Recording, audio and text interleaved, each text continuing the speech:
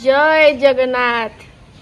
नमस्कार मु सौम्या आपण मानक स्वागत करुच्ची सौम्य द फूड ब्लॉगर चैनल को।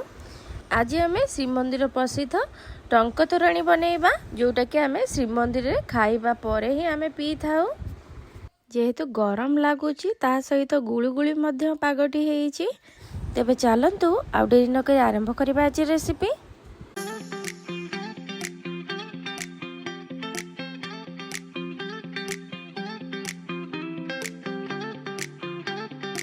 आउ टंक तोराणी बनवा पूर्व प्रथमे स्मरण करनी जाइली श्री जगन्नाथ को, जहाँफल कि मो टंक तोराणी बहुत बढ़िया बनब।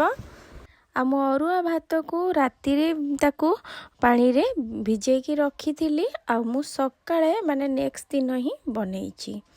आ देखि पार्छन्ती पानी मध्य देइथिली आउ हाथ रे भल भाबे एमती पूरा चकटी नहीं जाउछि, जहाँफल कि मिसी जिवो आ भल लागिवो।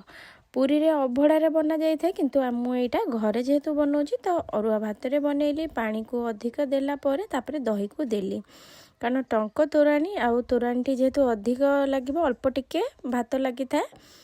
तापरे मु दे दोछि किछि धनिया पत्र हाथ रे एपरि भाव रे छिंडेकी आउ तापरे दे दोछि लेंबू पत्र। आ मु फ्रेश लेंबू पत्र 5 ରୁ 6टी नहीं, बहुत बढ़िया वासना आसो टंक तोराणी। तापरे कंचा लंका 4 ରୁ 5टी, तापरे लेंबूर स्लाइस नहीं जाइली आउ किछि लेंबू को मधे एपरि भाव रे चुपुड़ी नहीं जाइली। वासना टेस्ट बहुत बढ़िया आसो बीट लुण नबा द्वारा।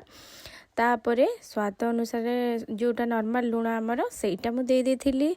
आ तापरे किछि भुरसंगा पत्र को हाथ रे परिवारे छिड़ेकी दे देथिली आउ किछि गोटा मधे दे देथिली। किछि फ्रेश आंब कषि अदा को ताकू कोरिकी ताकू दे देथिली। तापरे फ्रेश भाजी रखिथिबा जीरा लंका गुंड को दे देथिली। एबे आमे टंक तोराणी के भल भाबे मिक्स करबा, जहा फल कि बहुत ही बढ़िया बनवा आम टंक तोराणी। आ एबे हमर रेडी हो जाइए टंक तोराणी। आशा करुँची प्रभु श्री जगन्नाथंकर अति प्रिय टंक तोराणी आपण मानक रेसिपी निश्चिंत पसंद आसथिबो। भल लागिथिले सौम्य द फूड ब्लॉगर को लाइक कर दियंतु, शेयर कर दियंतु, सब्सक्राइब कर दियंतु, पाखर थिया बेल आइकन मते प्रेस कर दियंतु, जहा द्वारा कि आपण मानक पाखरे मोर वीडियो प्रथम करी जाई पहुंच पारिबो। तेबे मो रहूची, देखाबो नेक्स्ट वीडियो रे। नमस्कार।